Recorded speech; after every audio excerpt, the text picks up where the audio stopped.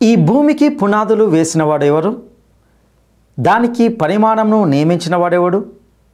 సముద్రమును తలుపుల చేత మూసిన వాడెవడు? మంచు బిందువులను పుట్టించువాడెవడు?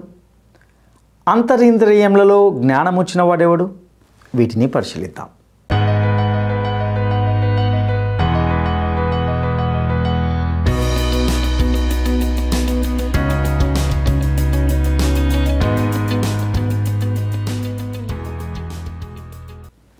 క్రీస్తునందు ప్రియమైన ప్రేమధార టీవీ వీక్షకులందరికీ మన ప్రభువును రక్షకుడైన యేసు క్రీస్తు సాటిలేని నామంలో శుభములు తెలియజేస్తున్నాం. నేటి మన ఈ పాఠంలో యోబు గ్రంథము 37, 38 అధ్యాయాలను ధ్యానించుకోబోతున్నాం. ఇందులో ఏలీహు యొక్క మాటల కొనసాగింపును మరియు మొదటిసారి దేవుడు యోబుతో మాట్లాడిన వైనాన్ని మనము ఇందులో గమనిస్తాం. సహజ దృగ్విషయాల ద్వారా కనపరచబడిన దేవుని గొప్పతనాన్ని, శక్తిని ఈ అధ్యాయాలు నొక్కి చెప్తాయి. ఉరుముల్లో దేవుని స్వరము, వాతావరణంపై ఆయన నియంత్రణ గురించి ఏలీహు మాట్లాడుతున్నట్లుగా చూస్తాం. స్వరము అనే పదం సృష్టిలో దేవుని అధికారాన్ని, ఆయన ఉనికిని నొక్కి చెప్తుంది. సకల జగత్తుపై దేవుని సంపూర్ణ సార్వభౌమత్వం ఇక్కడ నొక్కి చెప్పబడింది. దేవుడు మంచును, వర్షాన్ని ఎలా ఆజ్ఞాపిస్తాడో ఏలీహు ఇందులో వివరిస్తాడు. ఆయన కార్యాలు చివరికి మంచి కోసమేనని ఇది సూచిస్తుంది. ఏలీహు దేవుని గొప్పతనాన్ని అంగీకరిస్తూ ఆయన్ని ఘనపరచాలని అంటూ ఉన్నాడు. అయితే సుడిగాలిలో ప్రత్యక్షమై యోబుతో మాట్లాడిన దేవుని మాటలు ఎంతటి ప్రత్యక్షమైనవో మనము గమనించబోతున్నాం. ఇక సందేశాన్ని విందామా? ఇప్పుడు యోబు గ్రంథం 37వ అధ్యాయం విందాము. ఎలీహు మాట్లాడుతున్నాడు. ఈ అధ్యాయంలో కొన్ని వచనాలు మాత్రమే మీకు ఎత్తి చూపుతాము. 14వ వచనం, యోబు, ఈ మాట ఆలకించు, ఊరకుండి దేవుని అద్భుత క్రియలను ఆలోచించు. ఎంత చక్కని మాట! దేవుడు అద్భుతాలు చేస్తాడు. ఆయన శక్తి అపారమైనది. ఆయన సన్నిధి మహిమాన్వితమైనది. ఆయన మాట్లాడుతున్నాడంటే మనము వినాలి. యోబు స్నేహితుల్లాగా దేవుడి స్థానంలో నిలిచి దేవుడిలాగా నటిస్తూ మాట్లాడకూడదు. మన జ్ఞానాన్ని ప్రదర్శించి అదే దేవుని జ్ఞానమని బుకాయించకూడదు. దేవుడు మౌనంగా ఉన్నాడని చెప్పి ఆయనకు మనమంటే ఏమీ పట్టదు అని వక్రభాష్యం చెప్పకూడదు. దేవునికి మనమంటే ఎంతో శ్రద్ధ. ఇది నిజం. సమస్తము దేవుని స్వాధీనంలో ఉంది. సరైన సమయంలో దేవుడు మాట్లాడతాడు. ఆయన స్వరం వినడానికి సిద్ధపడు. దేవుని వాక్యం ద్వారా ఆయన మాట్లాడతాడు. పరిశుద్ధాత్మ ద్వారా ఆయన మాట్లాడతాడు. పరిస్థితుల ద్వారా కూడా ఆయన మాట్లాడతాడు. మానవ సంబంధాలను దేవుడు వాడుకోగలడు. 21 నుండి 24వ వచనం వరకు, ఉన్నతమైన మేఘములలో ప్రకాశించే ఎండ ఇప్పుడు కనపడకపోయినా గాలి మేఘాలను పోగొట్టి దానిని తేటగా కనపరుస్తుంది. ఉత్తర దిక్కున సువర్ణ ప్రకాశం పుడుతుంది. దేవుడు భీకరమైన మహిమను ధరించుకొని ఉన్నాడు. సర్వశక్తుడైన దేవుడు మహాత్యము గలవాడు. ఆయన మనకు అగోచరుడు. న్యాయమును నీతిని ఆయన ఏమాత్రమూ చెరుపడు. అందువలన నరులు ఆయన యందు భయభక్తులు కలిగి ఉంటారు. తాము జ్ఞానులము అనుకునే వారిని ఆయన ఏమాత్రమూ లక్ష్యపెట్టడు. ఎలీహు వేదాంతం ఇదే. మానవుడు దేవుణ్ణి చూడలేడు, దేవునితో మాట్లాడలేడు. ఆయన పరలోకంలో ఉన్నాడు, మనము భూమి మీద ఉన్నాము. దేవుణ్ణి మనల్ని వేరు చేసింది దేవుని మహిమ కాదు, మన పాపం. ఎలీహు ప్రవక్త కాడు, దేవునికి యోబుకు మధ్యవర్తి కాడు. యోబుకు ఎలీహుకు దేవునిలాగా మాట్లాడే హక్కు లేదు. ఆ హక్కు ఎవరికీ లేదు. యోబు జీవితంలో జరిగిన ప్రతి సంఘటనకు అర్థం దేవుడే చెప్పాలి గాని యోబు స్నేహితులు చెప్పగలరా? మానవుడెవడూ సర్వజ్ఞుడు కాడు, సర్వశక్తిమంతుడు కాడు. జీవిత మర్మాలను విప్పి చెప్పగల సంపూర్ణ జ్ఞానం ఏ మానవునికి లేదు. మానవుడు ఎవడూ నాకు అంతా తెలుసు అని ప్రగల్భాలు పలుకకూడదు. జ్ఞానులారా, దేవుడు లేనిది, యేసుక్రీస్తు లేనిది మీ జ్ఞానం సంపూర్ణం కాదు. ఎలీహు ఈ అధ్యాయంలో తన ప్రసంగం ముగించాడు. 22వ వచనంలో వాతావరణాన్ని గురించి ఎలీహు మాట్లాడాడు. ఉత్తర దిక్కున సువర్ణ ప్రకాశం వస్తుంది అంటున్నాడు. అదిగో తుఫాను ముంచుకొస్తోంది, మేఘాలు ఆవరిస్తున్నాయి, సుడిగాలి మొదలైంది, చినుకులు పడుతున్నాయి, అందరూ పరిగెత్తిపోతున్నారు. ప్రసంగం ముగించి ఎలీహు కూడా నెత్తిన చెంగు వేసుకుని పరిగెత్తిపోయాడు. యోబు ఒక్కడే మిగిలిపోయాడు. ఎలీహు తన ప్రసంగం ముగిస్తూ ఒక మాట అన్నాడు. నాకు శ్రమలు ఎందుకొచ్చాయా అని ఆందోళన పడే కంటే దేవుని యందు విశ్వాసం ఉంచటం మేలు. ప్రసంగానికి మంచి ముగింపులాగానే ఉంది గాని అక్కడే తోవ తప్పాడు ఎలీహు. అంతటా దేవుడే స్వయంగా యోబుతో ముఖాముఖిగా మాట్లాడాడు. యోబు పాలిట ఈ ప్రసంగాలన్నీ తుఫానులాగే ఉన్నాయి. అక్కడికి ఎలీహు కొన్ని మంచి మాటలే పలికాడు. సమస్తము దేవుని వశంలో ఉన్నదన్నాడు. ఈ సమస్త చరాచర జగత్తును దేవుడే నడిపిస్తున్నాడు. దేవుని స్వరగర్జన వినండి, ఉరుముధ్వని గర్జిస్తోంది. కృపగాని శిక్షగాని ఆయన వల్లే కలుగుతాయి. రాజ్యాలు, రాజకీయాలు, దేశాలు, వాటి పరిపాలన అంతా దేవుని చేతిలోనే ఉన్నాయి. సృష్టి పరిశీలన వలన దేవుని శక్తిని, ఆయన మహిమను కొంతవరకు తెలుసుకోగలం. ఇది ఎలీహు ప్రసంగ సారాంశం. ఇప్పుడు 38వ అధ్యాయంలోకి రండి. ఈ అధ్యాయంలో దేవుడు ముఖాముఖిగా యోబుతో మాట్లాడబోతున్నాడు. యోబు ఇప్పుడు పూర్తిగా నిస్సహాయుడు.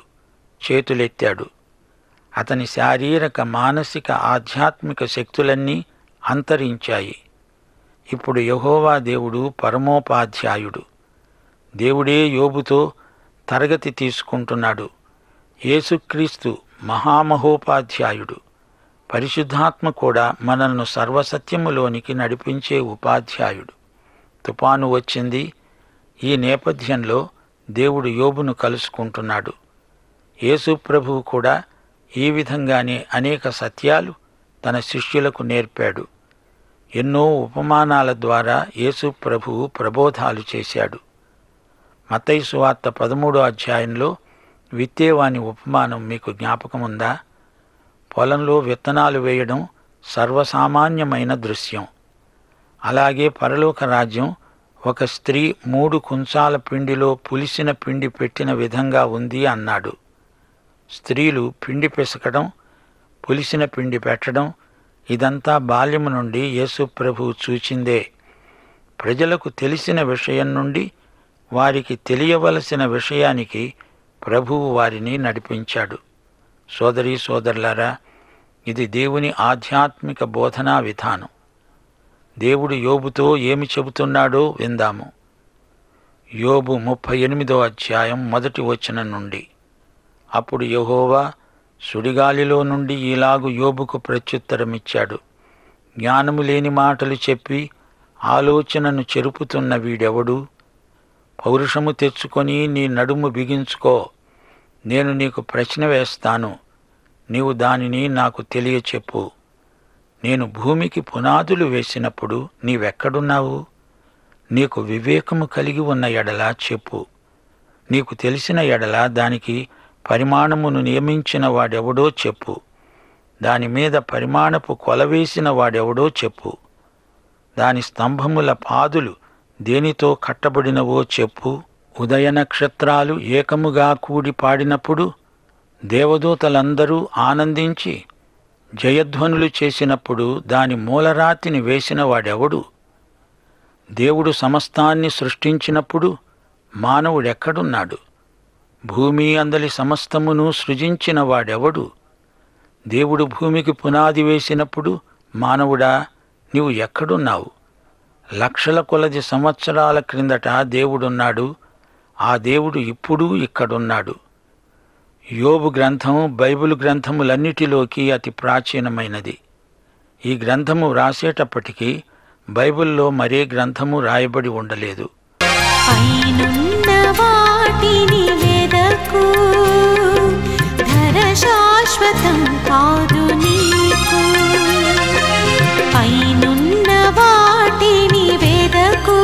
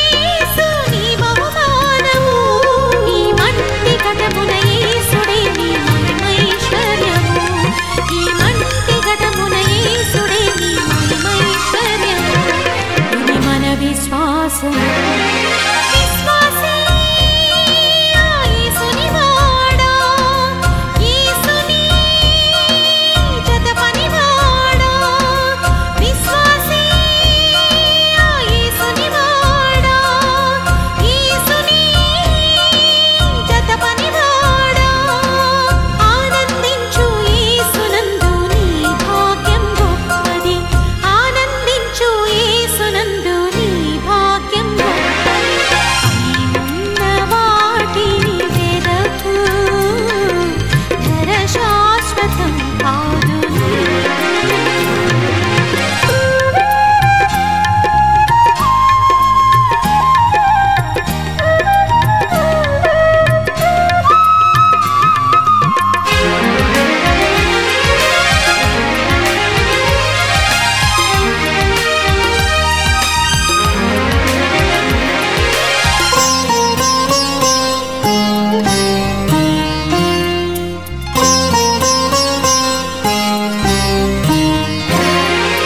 కాదు కాదు భోజనము మన దేవుని రాజ్యము నీతి మనసున నెమ్మదియు మరి ఆత్మానందము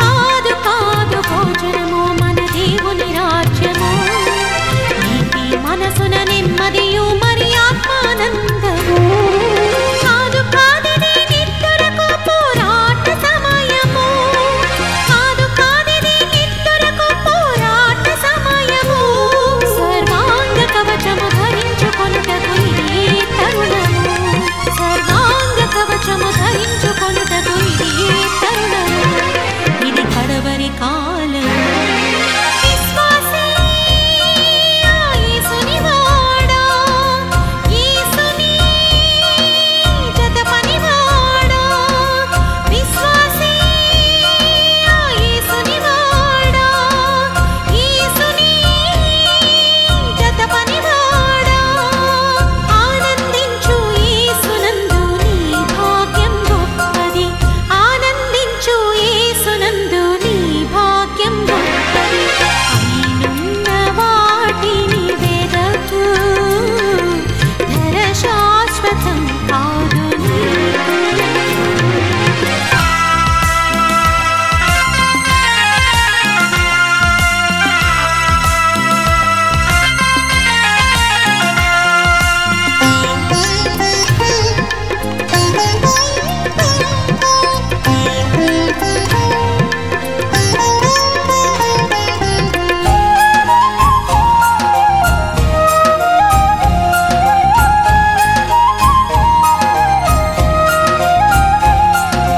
ఆయన రాజ్యము వెదకుటకు ఇది శుభ సమయం రేపటి కూర్చిన చింతకు తావే లేనిది ఈ సమయం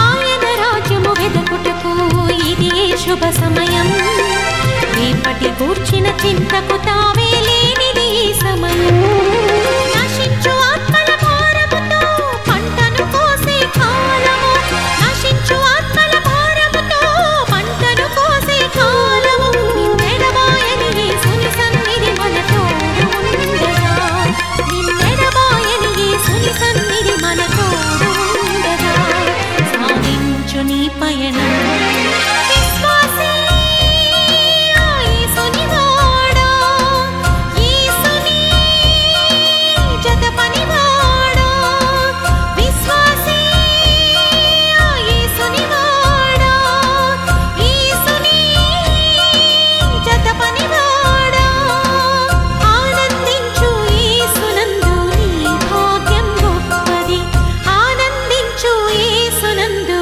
నీ భాగ్యం గొప్పది అయినున్న వాటిని వెదకు ధర శాశ్వతం కాదు నీకు అయినున్న వాటిని వెదకు ధర శాశ్వతం కాదు నీకు కాలిపోయే లోకం కొరకు ఆశలు నీకె పౌలు రోమాపత్రిక 1వ అధ్యాయం 18వ వచనం నుండి అంటున్నాడు, దుర్నీతి చేత సత్యమును అడ్డగించే మనుష్యుల యొక్క సమస్త భక్తిహీనత మీద, దుర్నీతి మీద దేవుని కోపం పరలోకము నుండి బయలుపరచబడుతున్నది.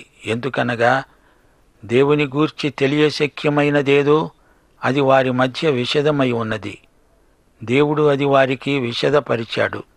ఆయన అదృశ్య లక్షణాలు అనగా ఆయన నిత్యశక్తి, దేవత్వము, జగదుత్పత్తి మొదలుకొని సృష్టింపబడిన వస్తువులను ఆలోచించడము వలన తేటపడుతున్నాయి. గనుక వారు నిరుత్తరులై ఉన్నారు. దేవుడు యోబుకే కాదు, ఈ మాటలను అందరికీ చెప్తున్నాడు. ఆ రోజుల్లో నాస్తికులు లేరు, బహుదేవతారాధికులు లేరు. అయితే వారు సృష్టికర్తకు బదులుగా సృష్టమును పూజించారు. రోమాపత్రిక 1 అధ్యాయం 21వ వచనం పౌలు అంటున్నాడు, వారు దేవుణ్ణి ఎరిగి ఉండి కూడా ఆయనను దేవునిగా మహిమపరచలేదు, కృతజ్ఞతాస్తుతులు సమర్పించలేదు, గాని తమ వాదములయందు వ్యర్థులయ్యారు. వారి అవివేక హృదయము అంధకారమయమైపోయింది. తాము జ్ఞానులమని చెప్పుకుంటూ బుద్ధిహీనులయ్యారు. వారు అక్షయుడైన దేవుని మహిమను క్షయమైన వస్తువుల యొక్క, పక్షుల యొక్క, చతుష్పాద జంతువుల యొక్క, పురుగుల యొక్క ప్రతిమా స్వరూపములుగా మార్చారు. సోదరీ సోదరులారా, దేవుడెంత గొప్పవాడో చూచారా? ఆయన సృష్టికర్త, ఆయన సర్వజ్ఞాని. మానవుడు సృజించబడకముందే సృష్టియందంతటా ఆనందం వెల్లివిరిసింది. ఎఫెసీ పత్రిక 1 అధ్యాయం 3వ వచనం, మన ప్రభు అయిన యేసుక్రీస్తు యొక్క తండ్రి అయిన దేవుడు స్తుతింపబడునుగాక. ఆయనకే మహిమ. దేవుడు ఆనందమయుడు. మనము దేవుని యందు ఆనందిస్తాము. సోదరీ సోదరులారా, తుఫానులో నుండి దేవుడు మాట్లాడుతున్నాడు.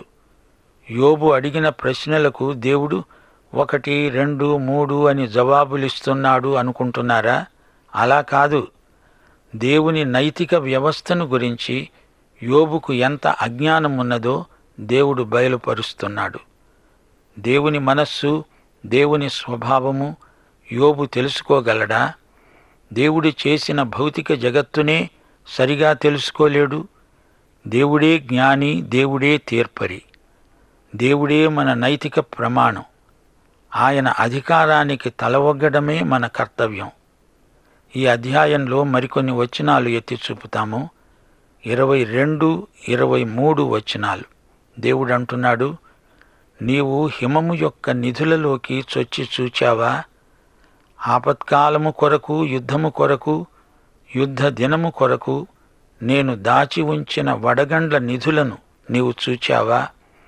యుద్ధంలో మంచు, వడగండ్లు ఆయుధాలుగా ప్రయోగించబడ్డాయి. ప్రకటన గ్రంథం 8వ అధ్యాయం 7వ వచనం, మొదటి దూత బూర ఊదినప్పుడు రక్తముతో మిళితమైన వడగండ్లు, అగ్ని పుట్టి భూమిపైన పడవేయబడ్డాయి. అందువలన భూమిలో 3వ భాగము కాలిపోయింది, చెట్లలో 3వ భాగము కాలిపోయింది, పచ్చగడ్డి అంతా కాలిపోయింది. దేవుడు వెలుగును గురించి, తూర్పు గాలిని గురించి, ఎడారిలో వర్షాన్ని గురించి తన సృష్టి మర్మాన్ని యోబుకు బయలుపరుస్తున్నాడు. దేవుడు అంటున్నాడు, వర్షానికి తండ్రి ఉన్నాడా? మంచు బిందువులను పుట్టించేవాడెవడు? కృత్తిక నక్షత్రాలను నీవు బంధించగలవా? మృగశీర్షకు కట్లను విప్పగలవా? సప్తర్షి నక్షత్రాలను, వాటి ఉపనక్షత్రాలను నీవు నడిపించగలవా? ఆకాశమండలపు కట్టడలను నీవెరుగుదువా? దానికి భూమి మీద గల ప్రభుత్వాన్ని నీవు స్థాపించగలవా? జలరాశులు నిన్ను కప్పునట్లు మేఘములకు ఆజ్ఞ నీవు ఇవ్వగలవా? మెరుపులు బయలువెళ్ళి చిత్తము ఉన్నామని చెప్పునట్లు నీవు వాటిని బయటికి రప్పించగలవా? శ్రోతలు చూడండి, దేవుడు యోబు మీద ప్రశ్నల వర్షం కురిపిస్తున్నాడు. ప్రకృతి శక్తులన్నీ దేవుని వశంలో ఉన్నాయి. ఆయన ఆజ్ఞకు అన్నీ లోబడి ఉన్నాయి. వర్షం కురవడం, మంచు పడడం ఈ విధంగా జరగాలని మానవుడు ఎవడైనా ఆజ్ఞాపించి నిర్వహించగలడా? వాటిని సృజించిన దేవునికే అట్టి శక్తి ఉన్నది, అట్టి సామర్థ్యము ఉన్నది. సృష్టిలోని సాధారణ విషయాలనే నీవు గ్రహించలేవే, అలాంటప్పుడు సహజాతీతమైన విషయాలను నీవు ఎలా గ్రహించగలవు? దేవునికి ఎదురు ప్రశ్నలు వేస్తావా? వడగండ్లను, మంచును దేవుడు యుద్ధ ప్రయోజనాల కోసం వాడిన సందర్భాలు కొన్ని ఉన్నాయి. యెహోషువ 10:11 వారు అనగా శత్రువులు పారిపోతూ ఉండగా యెహోవా ఆకాశము నుండి గొప్ప వడగండ్లను వారి మీద పడవేశాడు, గనుక వారు దానిచేత చనిపోయారు. ఇశ్రాయేలీయులు కత్తివాత చంపిన వారి కంటే ఆ వడగండ్ల చేత చచ్చిన వారు ఎక్కువ మంది అయ్యారు. ప్రకృతి శక్తులను దేవుడు తన వశంలో భద్రము చేసి ఉంచాడు. తన ప్రజల సహాయార్థం వాటిని దేవుడు ప్రయోగించాడు. ఆకాశములోని కలశములోని వర్షమును కృమ్మరించేవాడెవడు? సింహపు పిల్లల ఆకలి నీవు తీరుస్తావా? కాకి పిల్లలకు ఆహారం పెట్టేవాడెవడు? యోబు, ఈ ప్రశ్నలకు నీవు జవాబు చెప్పగలవా? ప్రియ శ్రోతలు, వింటున్నారా? అది భయంకరమైన తుఫాను. అందరూ వెళ్ళిపోగా యోబు ఒక్కడే మిగిలాడు. దేవుడు ముఖాముఖిగా యోబుతో మాట్లాడాడు. దేవుని వాక్యమే వెలుగు. మానవుల మాటలు అప్పుడప్పుడు చీకటిని కలిగిస్తాయి. అసలే మసక, అందులో చీకటి. పరిస్థితి మరీ అధ్వాన్నమవుతుంది. దేవుణ్ణి గురించి తనకు ఏమేమో తెలుసుననుకున్నాడు యోబు. దేవుడతనికి పరీక్ష పెట్టాడు. యోబుకు ఏమీ తెలియదని బయలుపరచబడింది.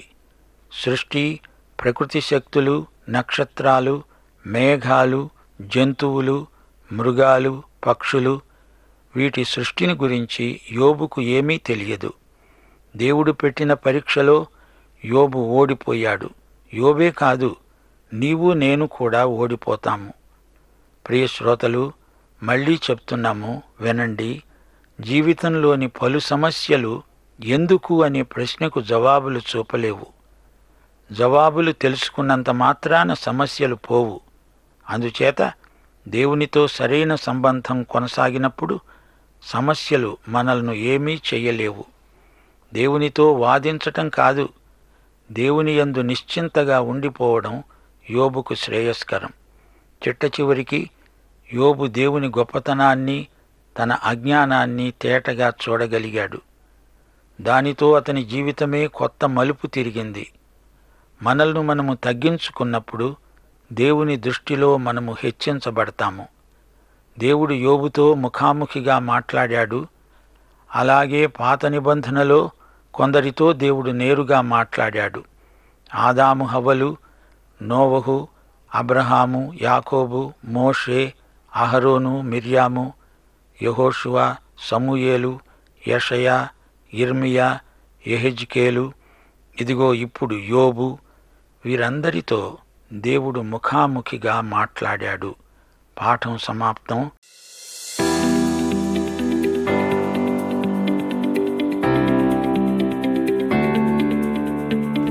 దేవుడు దేనిని ధరించుకొని ఉన్నాడు? దేవుడు దేనిని ధరించుకొని ఉన్నాడు? 1. భీకరమైన మహిమను. 2. తేజోవంతమైన మహిమను. 3. జ్ఞానవంతమైన మహిమను. ఈ ప్రశ్నకు సరైన జవాబును ఈ వాట్సాప్ నంబర్కు పంపండి. మా వాట్సాప్ నంబర్ 9339952570. ప్రియులారా, ఈ సందేశంలోని ప్రత్యేకత ఏమిటంటే, ఒక సృష్టికర్తగా దేవుడు సుడిగాలి నుండి యోబుతో మాట్లాడుతూ సృష్టిపై తన అత్యున్నత అధికారాన్ని, నియంత్రణను నొక్కి చెప్పినట్లుగా చూస్తాం. నేను భూమికి పునాదులు వేసినప్పుడు నువ్వు ఎక్కడ ఉన్నావు అని దేవుడు యోబును ప్రశ్నించాడు. ఈ ఇతివృత్తం దేవుని సాటిలేని శక్తిని, జ్ఞానాన్ని నొక్కి ఒక్కానించి చెబుతుంది. దేవుని సర్వశక్తితో పోలిస్తే యోబుకు ఉన్న పరిమిత అవగాహనను అది గుర్తు చేయబడుతుంది. దేవుడు స్థాపించిన విశ్వం యొక్క సంక్లిష్టమైన రూపకల్పనను, క్రమాన్ని ఇక్కడ ఎత్తి చెప్పడం జరుగుతుంది. సృష్టిని రూపొందించిన దైవిక వాస్తుశిల్పి ఎవరు అని తెలుసుకునేలా ఇది చేస్తుంది. యోబును దేవుడు అడిగిన ప్రశ్నలు మానవ జ్ఞానం, అవగాహన యొక్క పరిమితులను వెల్లడిస్తాయి. దేవుని మహిమకు ప్రకృతి సాక్ష్యం. ప్రకృతి ప్రపంచం దేవుని మహిమకు సృజనాత్మకత శక్తిని నిదర్శనంగా ప్రదర్శించబడింది. సముద్రం, ఉదయపు కాంతి, నక్షత్ర రాశుల వర్ణనలు, ప్రకృతి స్వయంగా దేవుని మహిమను, అధికారాన్ని ఎలా ప్రతిబింబిస్తుందో చూపుతుంది. సమస్త జీవులకు దేవుడు తన సృష్టికి నిరంతరం ఇచ్చే సంరక్షణ, పోషణ ఇందులో వివరించబడింది. సమస్తానికి పోషకుడుగా దేవుడే ఉన్నాడు అని ఆయన పాత్రను ఇది వివరిస్తుంది. సృష్టి యొక్క రహస్యాన్ని, అద్భుతాన్ని, అవి మానవ అవగాహనకు మించిన అంశాలను తెలియజేస్తుంది. దేవుడు మాత్రమే పూర్తిగా అర్థం చేసుకునే సహజ ప్రపంచంలో దాగి ఉన్న అద్భుతమైన అంశాలపై ప్రతిబింబాన్ని చూపుతుంది.